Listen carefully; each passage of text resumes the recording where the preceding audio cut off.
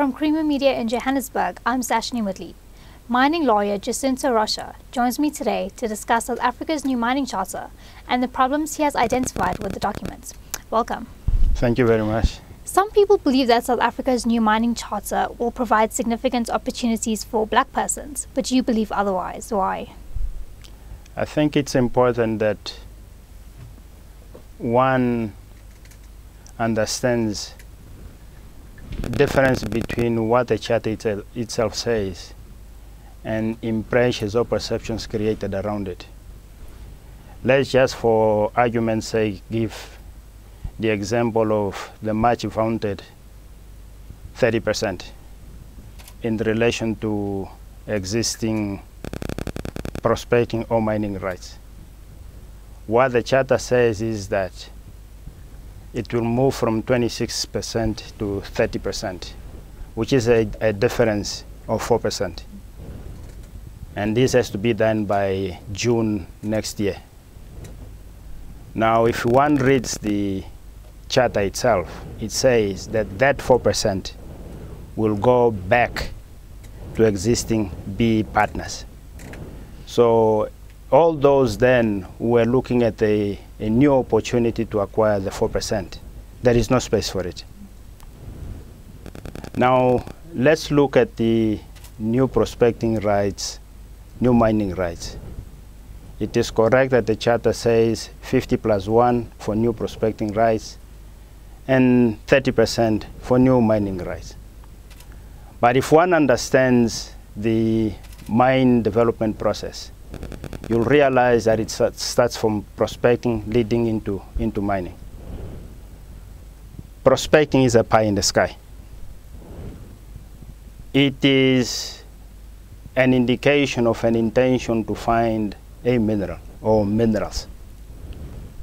Now, for one to conduct prospecting, whether 50+1 or 100%, you need money. Prospecting is a risky business. And unfortunately, in South Africa, most, if not all, funding for prospecting activities come from abroad.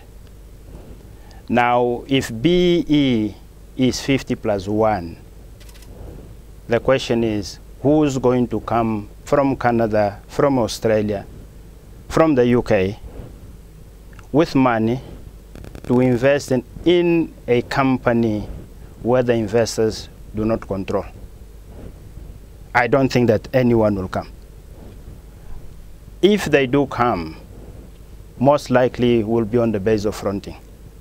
So you'll have transformation on paper, but in reality, nothing is going to happen. There are also ideas for procurement at different levels. But one has to understand what is the nature of services that are rendered, what is the nature of the mining goods sold to mining companies, especially when you look at mining goods, yellow metals, where do they come from? Who sells them? So what are the opportunities there for a black company to manufacture yellow metal and then provide it to the mining companies? I don't see any. You also argue that at times a company will be required to have 50% plus black ownership when it applies for a new prospecting right. But at other times, the company will be required to have 30% black ownership when it applies for a new mining rights. Can you explain why the system will be impractical? So this is where contradictions in the mining charter comes to the fore. So you apply for a prospecting right, you are 50+1, black controlled. Then you apply for a mining right, the threshold is lowered to 30%. The same mining charter says a black person can only sell shares to another black person. So which means if I come from 50+1 with a prospecting right, And in terms of the mining, the MPRDA, it is the hold of a prospecting right that has the exclusive right to apply and be granted a mining right. So if the hold of a prospecting right has the exclusive right to apply and be granted a mining right, one would then expect that the acquirer of the mining right would have been the 50+1.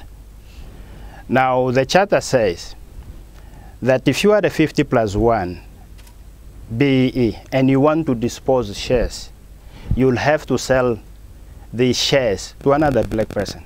So I don't know where does the 30% comes from. Now, some may then argue that no, that 30% comes from the old prospecting right.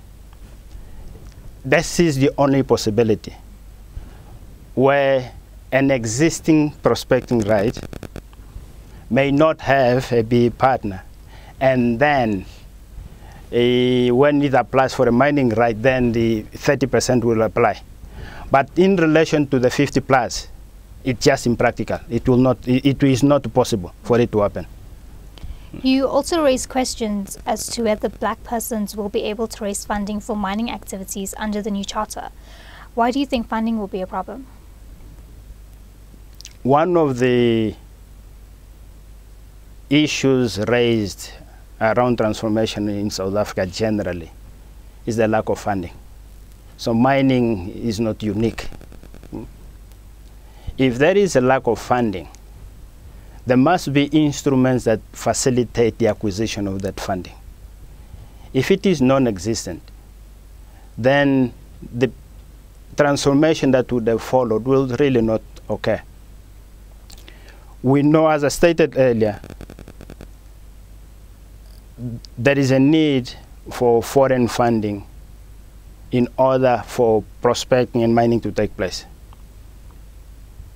South African banks, South African development financial institutions do not fund prospecting activities.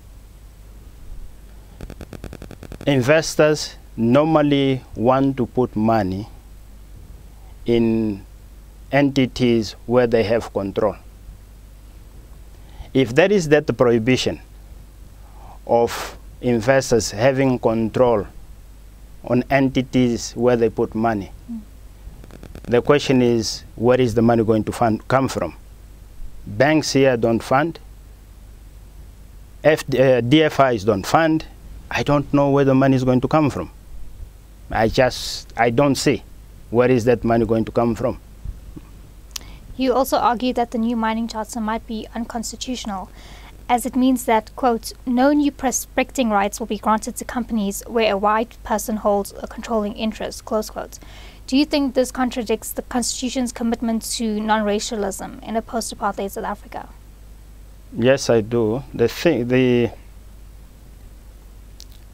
One is to understand the constitutional framework of South Africa. The new South Africa chose to abhor non-racialism. It is a choice that we made.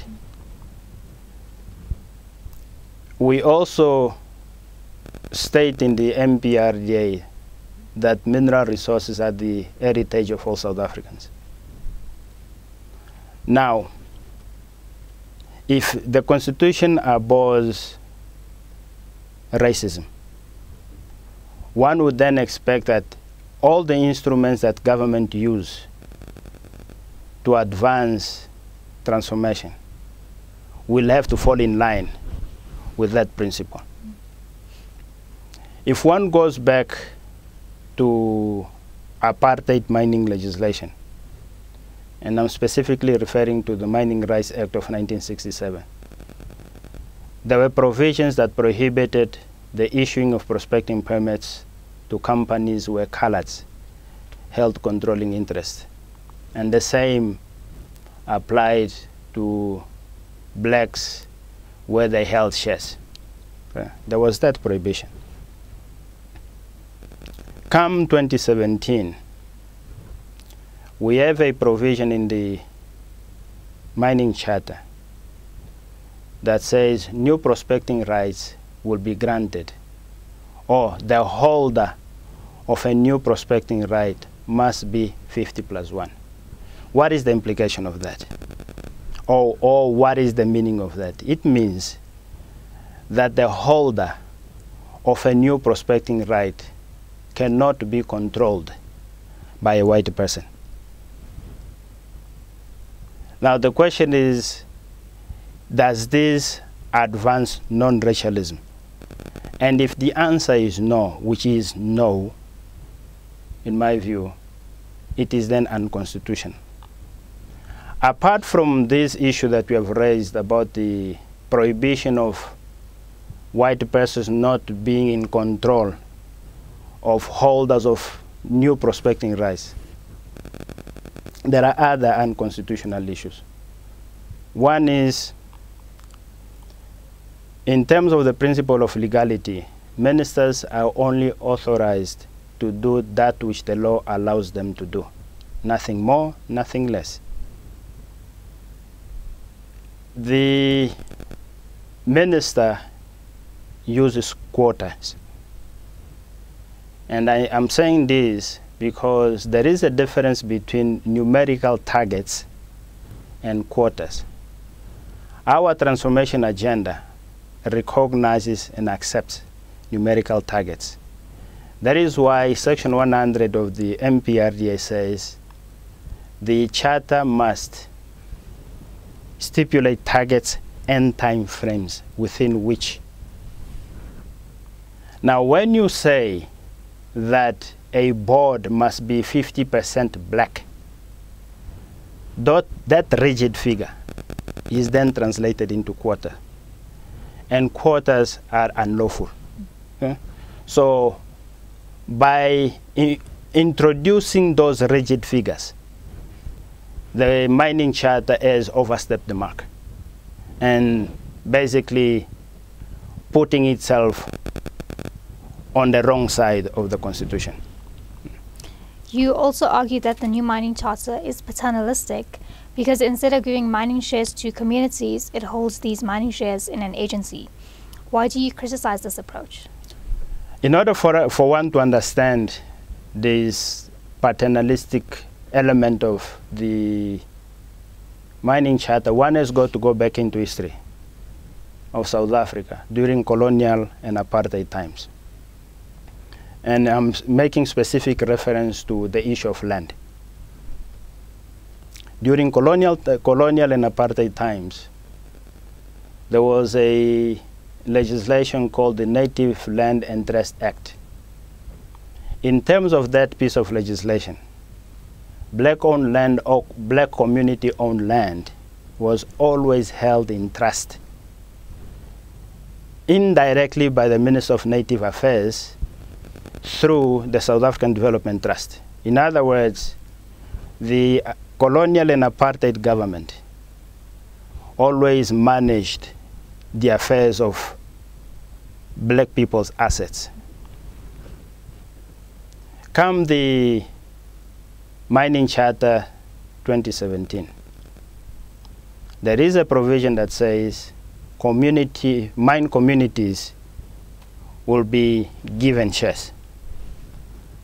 But it then also says that those shares that belong to the communities will be held in trust by the so-called Mining Transformation and Development Agency. Now, if you want to advance the presence of black communities or mine communities in the sector, why is it that you have to create a state entity to hold all these community shares in trust? What is the purpose? What is the objective? Why don't allow them to hold the trust in the entities or institutions that they themselves have created? For example, communities that are beneficiaries of land redistribution or land claims, the law requires them to create communal property associations. So why don't allow those associations that already exist to hold those shares? Or why don't encourage communities to own their companies, Like, for example, the Royal Bafokeng. Just imagine, Royal Bafokeng, they are also a mine community, would then be expected to pass their shares to this nebulous agency created by the minister in the mining charter. This is laughable in the New South Africa. Procedurally, you claim that the new mining charter is flawed, and that in fact only the 2002 mining charter is valid and enforceable. Why? I think let's go back again to Section 100 of the MPRDA, because Section 100 is the section in the MPRDA that gives life to mining charter. And Section 100 says, within 6 months from the date in which the MPRDA comes into effect, the minister must develop a broad-based socioeconomic empowerment, broad-based socioeconomic empowerment charter. The original MPRDA 2002 came into effect on the 1st of May 2004, which then means that by no later than, let's say, November 2004, the minister must have had to develop the broad-based socioeconomic empowerment charter. That was done. And this is the charter that has been around for some time. Then there was an amendment in 2008 amendment which came into effect in 2013, June 2013. There is a repetition of the same clause or same section in the MPRDA. There was some amendments, but the essence of the requirement of within 6 months must develop a mining charter still remains. So one would also, for argument's sake, say that the department had, on the basis of that Amendment Act, had the opportunity from June 2013 to possibly early January 2014 to develop a charter. But there was a charter in review in 2010, and that is the 2017. The question now is, does this new charter comply with that time frame of 6 months? And the answer is no, it doesn't. So my conclusion then is the charter referred to in the MPRDA, it is neither the 2010 nor the 2017. Now some may argue, no, it was done on the basis of the Interpretation Act of 1957, which says if you have the power to do something, you also have the power to undo. I'm paraphrasing. Yes, that act states that. But one has also got to accept, understand that the authority to pass legislation in terms of our constitutional framework vests with the Parliament. And Parliament has given a directive. And that directive has a time frame within which it has to be done.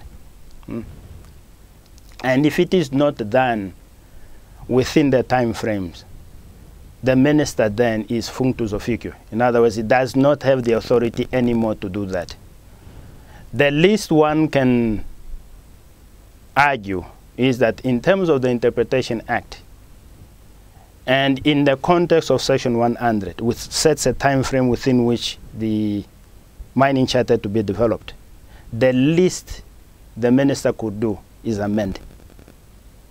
In other words, the original remains, and because of changing circumstances in the environment, regulatory environment, economic environment, social environment, then amendments in line with the original charter or in line with the MPRDA are then introduced.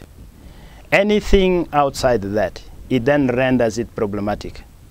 And I think this is the problem that we have with the current charter is it is not the charter referred to in the MPRDA.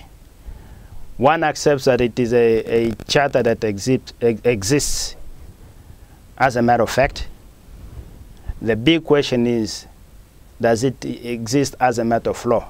And my argument is, it does not exist as a matter of law. And our deliberation on the charter is on the basis that it exists as a matter of fact. Because in relation to its existence as a matter of law, there are serious questions about it.